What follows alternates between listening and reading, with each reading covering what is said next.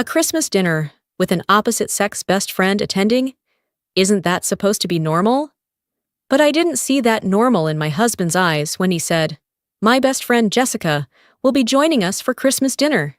Don't overthink it," he tried to explain. That she had no family, was in crisis after a recent breakup, and he was just trying to do something kind. But what I knew about her was the complete opposite.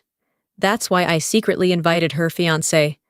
When her fiancé walked into the Christmas party, it sent a visible shiver through everyone in the room. My name is Evelyn, 36 years old. And that Christmas, I believed my life was at its most beautiful chapter. I had just been promoted at the Swedish Medical Center, where I had poured my entire youth into becoming the best OB-GYN I could possibly be. I was eagerly envisioning a warm evening in our little kitchen, where Samuel and I would cook our first big Christmas dinner since my promotion, then invite his parents over to enjoy it with us. I wanted everything to be perfect, a small gesture of gratitude to the family who had always supported us.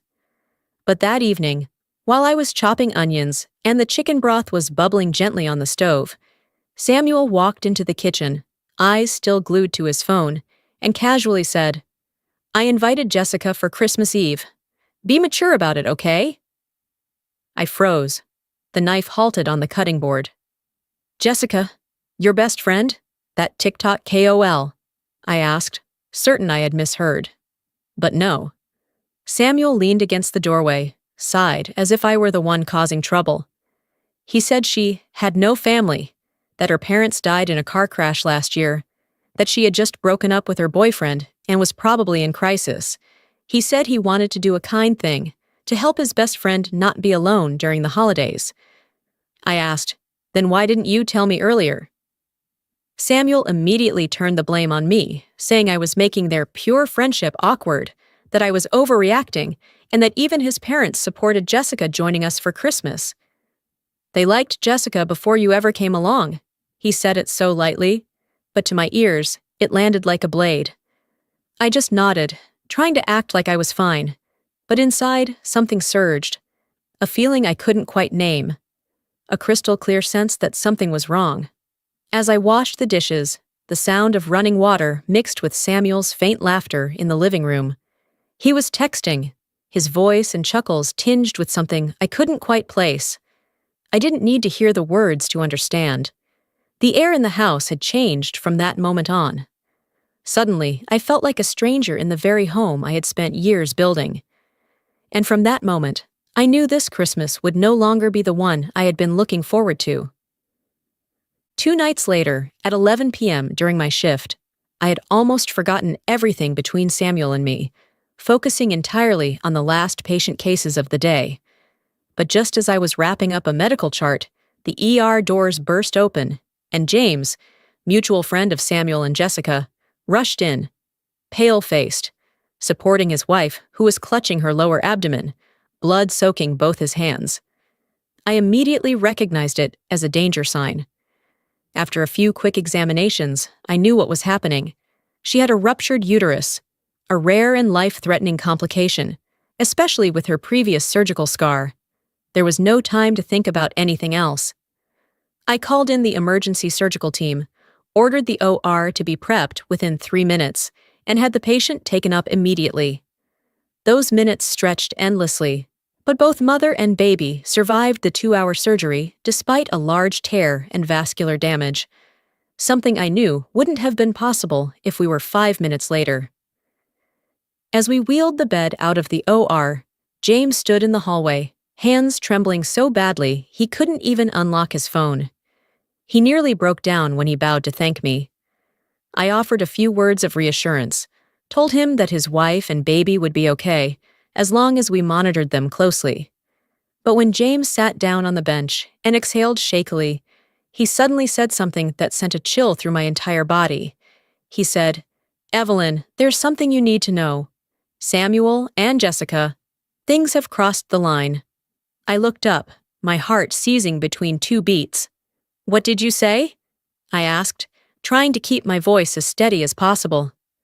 James looked at me, hesitated for a second, then continued. "Samuel told me Jessica had just broken up, So they've been seeing each other a lot to help her get back on her feet. But that's not true. I felt like someone had tightened a grip around my throat. James shook his head. Jessica never broke up. She's about to get engaged to Grayson, a major in the Army. The wedding's planned for next June. I stood still, cold air from the ventilation brushing up my spine. Every word James said tore through the fragile shell of the excuses Samuel had given me. Her parents died. True.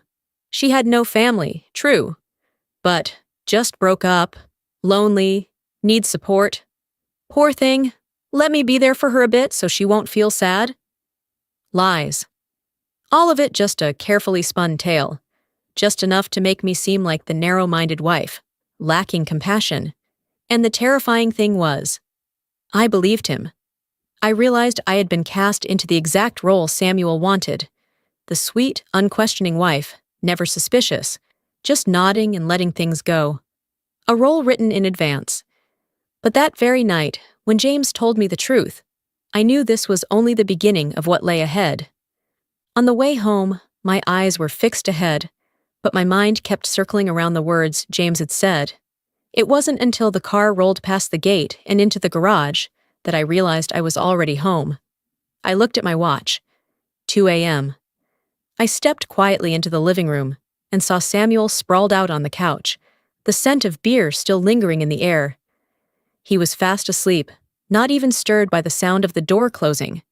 The soft yellow light from the living room lamp cast a glow over his face, the face of the man I had once trusted unconditionally, and I suddenly realized I no longer felt familiar with it. As if there were now a distance between us I could no longer name. I looked at his phone lying right next to his hand, the screen completely dark. A fleeting thought passed through me. If I didn't check now, I would forever be led by carefully crafted words.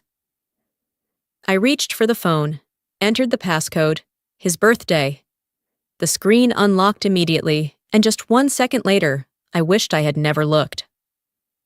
Messages from Jessica filled nearly the entire conversation. Dense, stretching from 11 p.m. all the way to 2, even 3 a.m. Short texts, quick replies, so intimate they couldn't possibly be mistaken for any kind of innocent best friendship. And then I saw the message that made my knees go weak. Delete the hotel video from last week, okay? My heart jolted violently, like someone had clenched it from the inside. Right below it was another message. Your bride-to-be is military. I don't want to get shot by accident. No one says something like that unless they're doing something filthy enough to be afraid of being exposed. My hands were shaking, but I held the phone tightly. I began to screenshot every screen, every message, every icon, every timestamp, not a single piece left behind. I needed to face the truth, no matter how sharp its edges. As I scrolled to the bottom, I saw a folder labeled Hidden. I tapped it, and time stopped. A flood of photos of Jessica, nearly naked, flashed across the screen like shards stabbing straight into my chest. The pictures were taken in a hotel, in the bathroom, even one where the photographer's reflection was caught in the mirror. Undeniably, Samuel.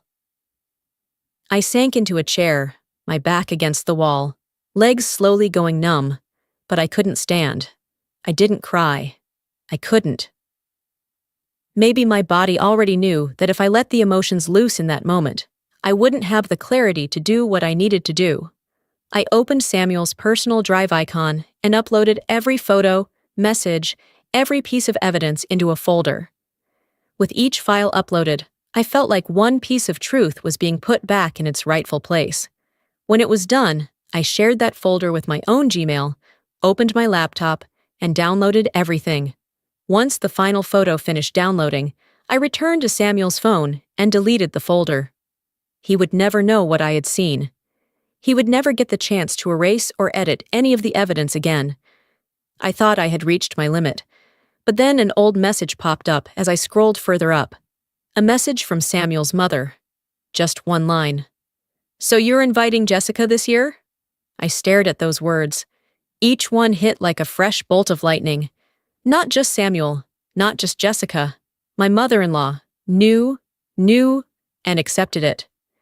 And in that moment, I understood that what I was about to do wasn't just about confronting my husband's betrayal. I was about to face a network of people who all believed I would stay silent forever. But they were wrong. The next morning, as soon as Samuel left for work, I closed the office door, opened my laptop, and searched for a name I'd once heard during a seminar on civil investigations. Lorraine Sanders, a female private investigator with over 20 years of experience in infidelity and financial fraud. I picked up the phone, my hand still shaking, but my voice eerily calm. "I need to see you, as soon as possible." Just 2 hours later, we met at a small coffee shop near Fremont. Lorraine didn't say much.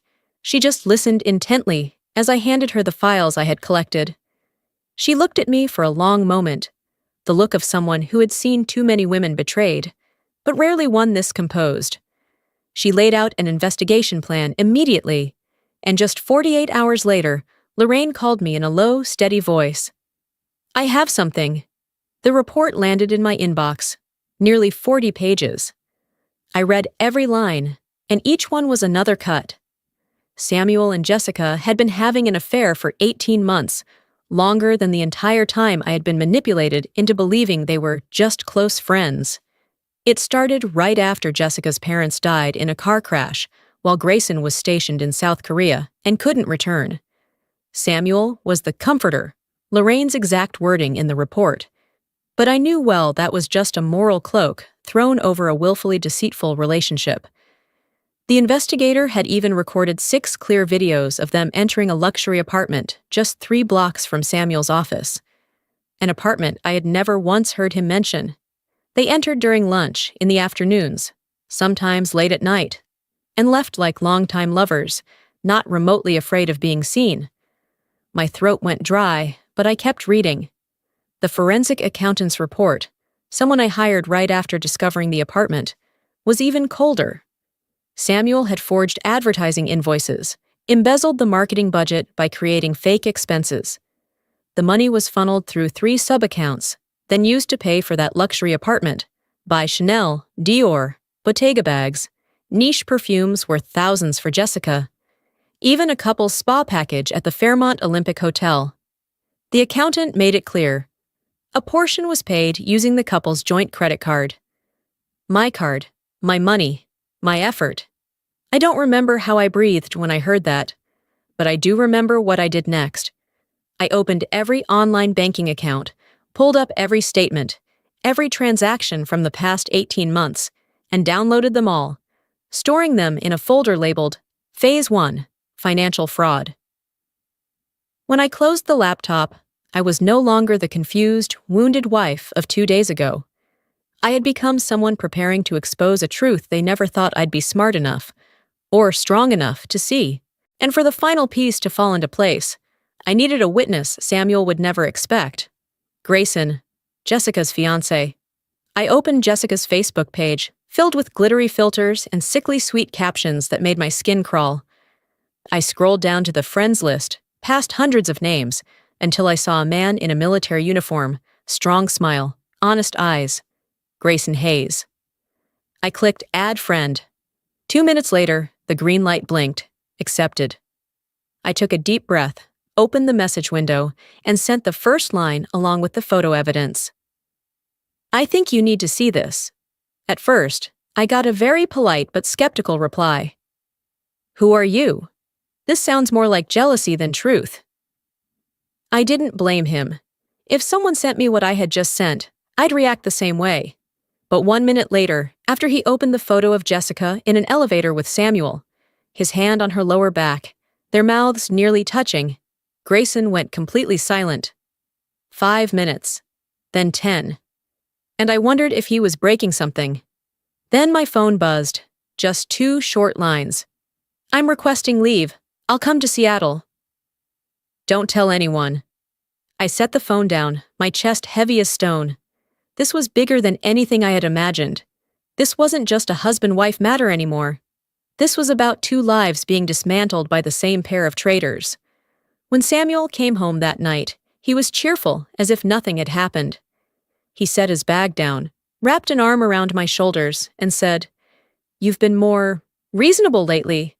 This Christmas is going to be great. I smiled at him, a smile that, had Samuel been even a little more aware, he would have noticed lacked any warmth. But he didn't. He never really paid enough attention to my emotions to see that.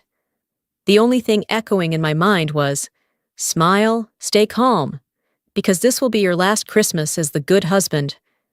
That night, I opened my private safe, placed the full financial reports, investigator photos, bank statements, inside.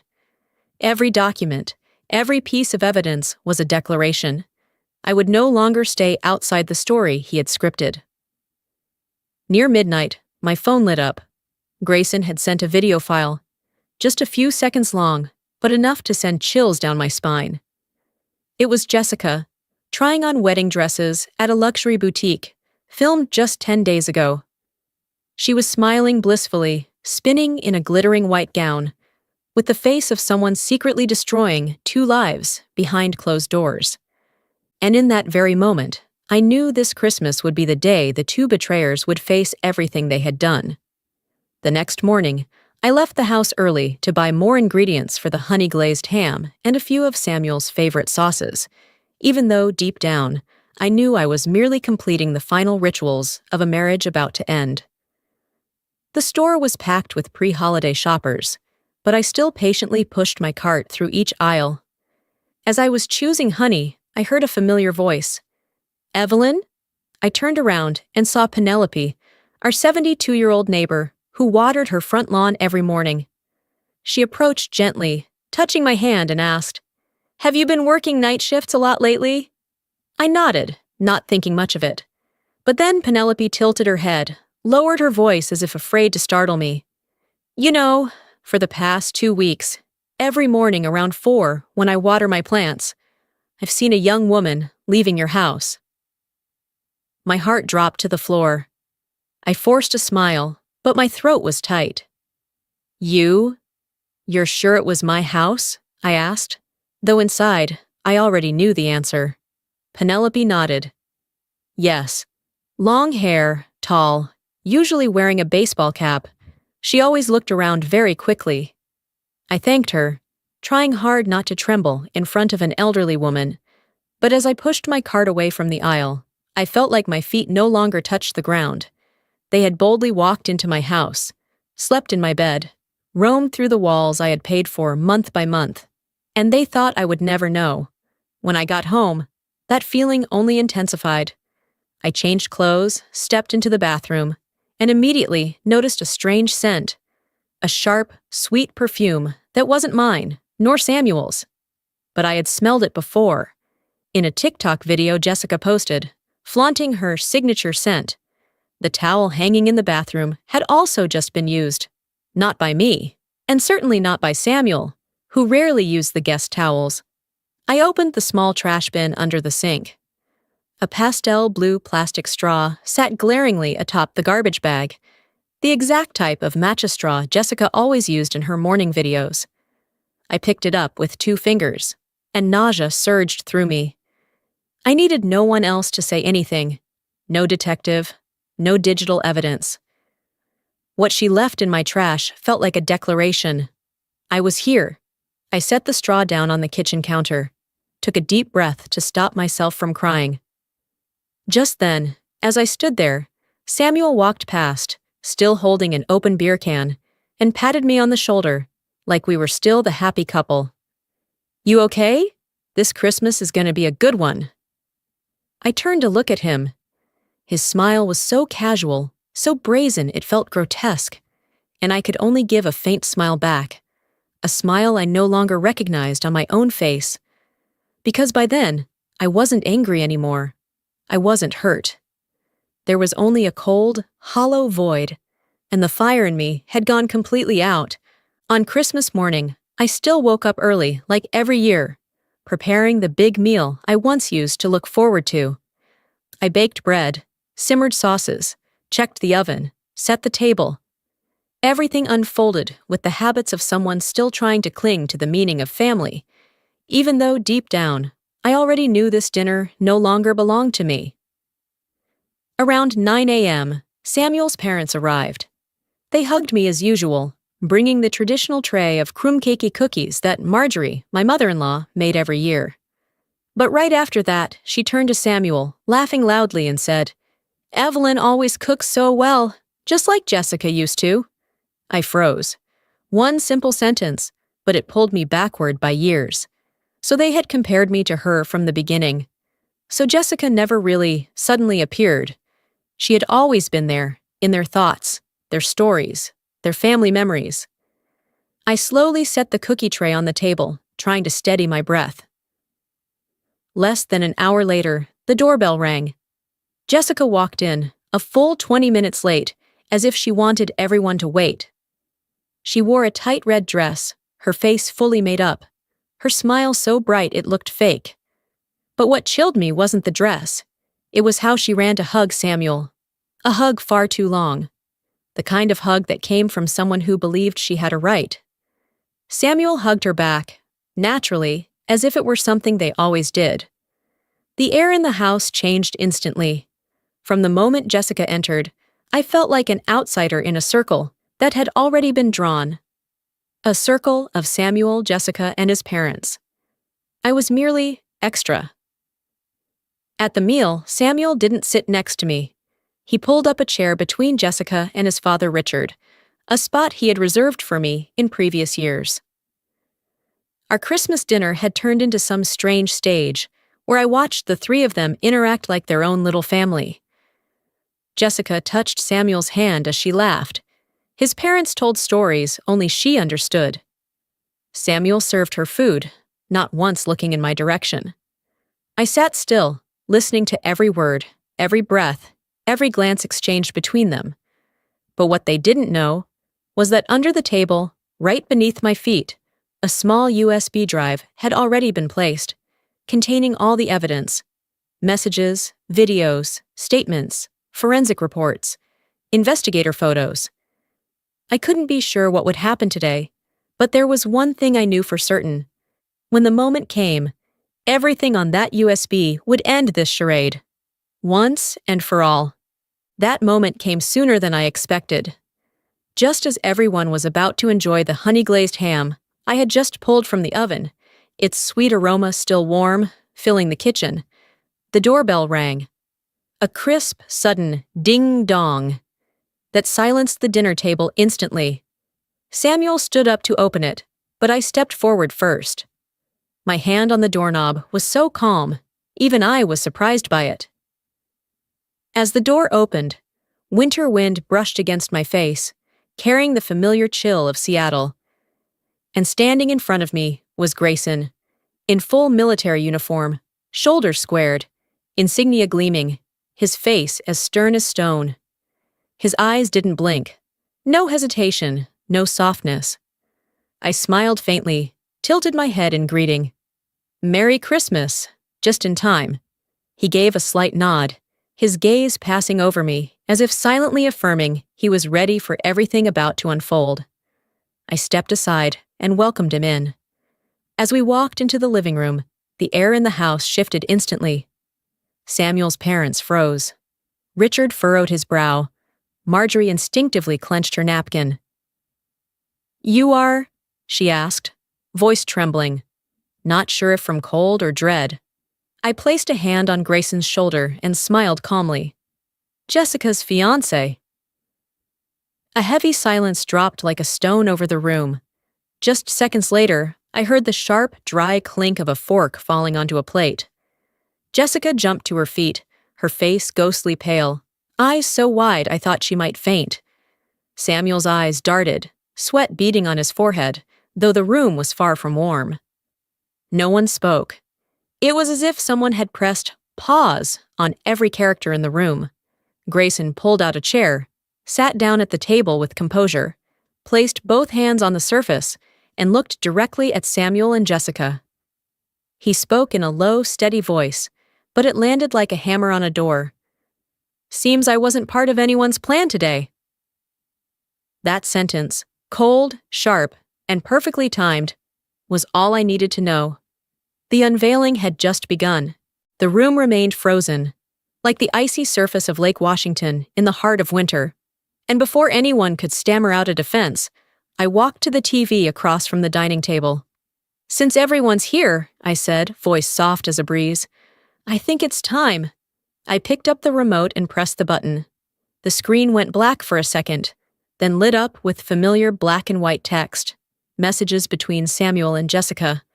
Words I had read in the dark of our bedroom. "Delete the hotel video from last week." "Your fiancé is military, I don't want to get shot." Heart emojis, baby nicknames, 2 a.m. calls, all illuminated on the large screen, more damning than any excuse. Samuel's parents turned to their son, subtle twitches on their faces, revealing the realization that the child they'd defended for years was not who they thought. But that was only the beginning. I hit the next button. The detective's footage played, Jessica and Samuel entering the elevator of the secret apartment, his arm wrapped around her waist. They kissed, deeply, shamelessly. In the glow of Christmas lights, the mechanical hum of the elevator echoed through the room, cutting deep. Jessica broke down in sobs, hands shaking as they covered her face.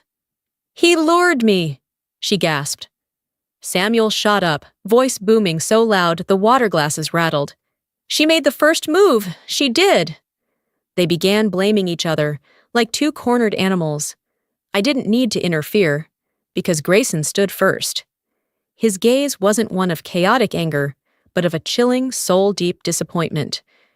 He slowly removed the engagement ring from his finger and dropped it on the table with finality.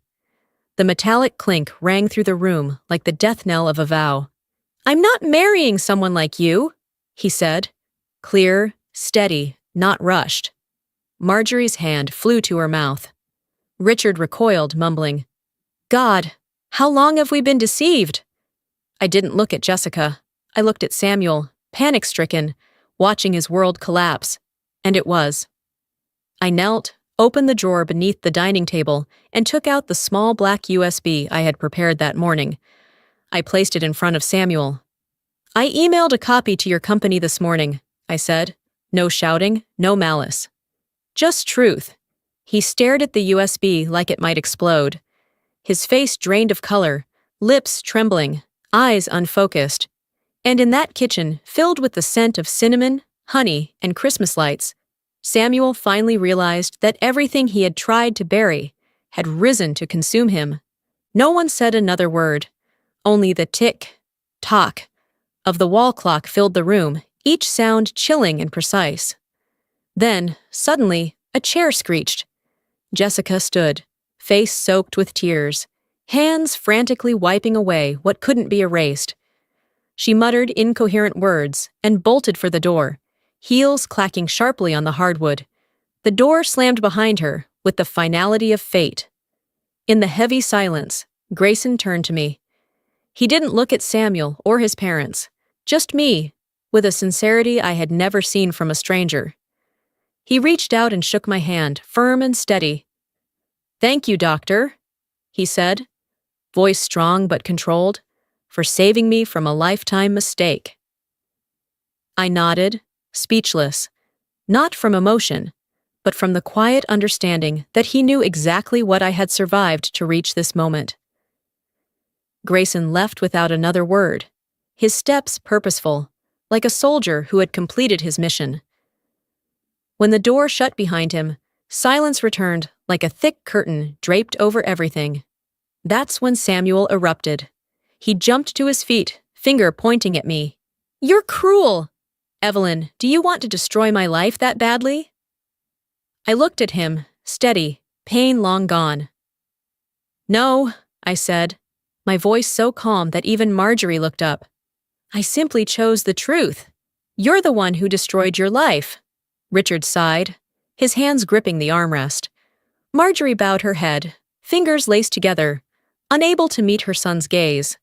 For the first time since I joined this family, no one defended Samuel. No one called me too sensitive.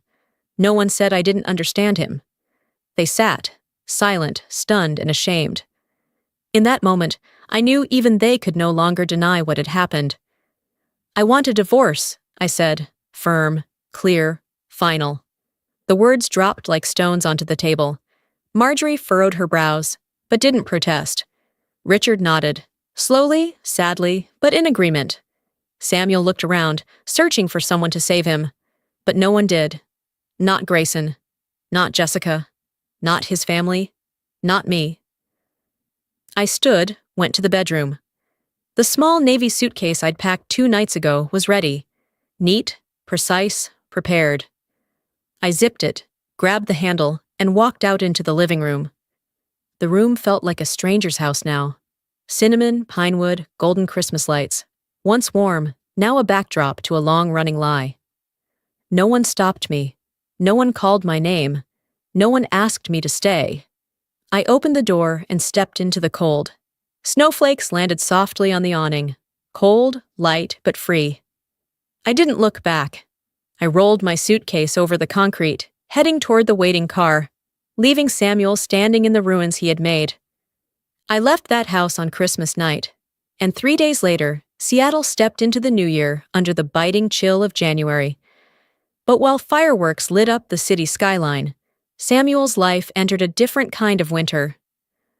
On the morning of January 3rd, while I was sipping coffee in my parents' kitchen, my phone buzzed. An email from Hannah Patel, head of internal audit at Samuel's company, the one I'd sent the USB to. Her message was brief.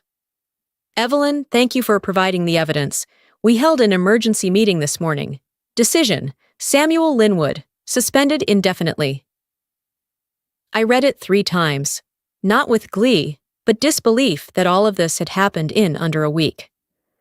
That afternoon, the internal report concluded. Samuel was ordered to repay double the amount embezzled from the marketing budget. No warnings, no second chances. Only an ultimatum, repay within 45 days or face a civil lawsuit, possibly criminal if necessary. A former colleague of his messaged me, someone who had met me at past company events. Evelyn, they locked his email, revoked his badge, and escorted Samuel out of the building this morning. I didn't reply. I just looked out the window at the thin snow melting on the sidewalk. And then came the cascade of consequences Samuel had set in motion. He rushed to sell the secret apartment where he'd met Jessica. Emptied his 401k, losing nearly half to early withdrawal penalties. Listed his new Lexus RX 350 for sale. Liquidated his Apple and Tesla shares, investments he once flaunted proudly. And Jessica. You wouldn't believe how far she fell, but I'll save that for the final part. While I began clearing out my childhood bedroom at my parents' house, Samuel, the man who once thought he had everything under control, was left grappling with debt, unemployment, disgrace, and the loss of his entire family. The cruelest truth was that everything happening to him was the result of his own choices, not mine, not anyone else's. After learning that his company had suspended him indefinitely, I sat alone in that old room for a long time. No Samuel, no message alerts, no knot of guilt twisting in my chest. Just silence, the kind I once feared, now suddenly felt like something I could breathe more deeply in. 3 days later, I filed for legal separation. No hesitation, no wavering. There was nothing left to salvage in a marriage that had died long before I realized. I submitted the papers online through King County's court system, and it felt like I was dropping a heavy key I'd worn around my neck for far too many years. Friends and colleagues found out through brief hallway conversations at the hospital. They hugged me, brought food, sent comforting messages, and shared articles on recovery after betrayal. I didn't tell them the details, just said I needed time. But somehow they all seemed to know. And their presence, sometimes just a hand on my shoulder, made me feel less alone. In the days that followed, outside of my OB/GYN shifts, I would steal quiet moments in the car or while tidying my room to listen to podcasts about healing from betrayal. The voices of women I didn't know, women who had survived the same thing, poured into my ears, into my chest, into places long left wounded. They talked about boundaries, dignity, and not needing to be strong all the time. And I found myself nodding along, as if someone were finally reading the thoughts I had buried inside me. At night, I reclaimed the little space that was now mine again. I lit pine-scented candles, the kind that reminded me Christmas didn't have to be defined by this year's pain. I strung warm yellow lights around the window. I placed a few pine sprigs into a glass vase, not for decoration, but as a reminder that some things can still live, still smell sweet, even after being cut from their roots. And then, on a cold evening, as I folded a newly bought towel, my vision blurred. There were no arguments, no one calling my name, no one I had to become better for, just to be loved. Only me, and the tears I had held in for months. For the first time in a long time, I allowed myself to cry. Not because I missed Samuel, not because I mourned the marriage, but because finally, I was walking away from it. But life after a shattered marriage doesn't quiet down right away. In Seattle, rumors move fast, like the sea wind off Elliott Bay, and within weeks, I began hearing stories from the most unexpected places. One afternoon after my shift, while changing out of my scrubs in the hospital break room, a former colleague of Samuel's, someone I'd met at charity events, called me. Her voice hesitated before she spoke. "Evelyn, I just wanted you to know this wasn't the first time. Samuel hit on a female intern 3 years ago. She quit right after." I wasn't shocked. I didn't shake. I just felt empty, but strangely light. My marriage hadn't been the first casualty, only the last one he'd have to face. A few days later, Richard and Marjorie, Samuel's parents, called me. They apologized. No flowery words, no blaming anyone else, no defending their son. "We've sided with Samuel for so many years. We never saw how much you were hurting," Marjorie said through tears. I sat on the sofa, hands clasped in my lap, and for the first time, I spoke from the very bottom of my heart. "I forgive you, but I can't go back." And they understood. After the separation was finalized, the court ruled that the house belonged to me under our prenuptial agreement. One spring morning, I drove there, stood before the door that had witnessed so much pain. But this time, I didn't enter as a betrayed wife. I entered as the new owner, someone who would decide everything from this day forward. I hired painters, replaced the carpet, threw out everything Samuel had chosen, changed the wall colors, rearranged the kitchen, bought new sheets, hung up cream-colored curtains I'd always liked, but never bought, because Samuel said they weren't his taste. 2 months later, the house looked like a completely different place. No more strange perfumes, no trace of betrayal, no memories that made my throat tighten. One afternoon, as I was rearranging pine branches in the vase on the dining table, there was a knock on the door. It was Penelope, the 72-year-old neighbor who had once told me about the woman she saw leaving my house at 4 a.m. She brought a warm apple pie, the smell of cinnamon warming the front porch. She handed me the pie and said, "You deserve a new life, Evelyn."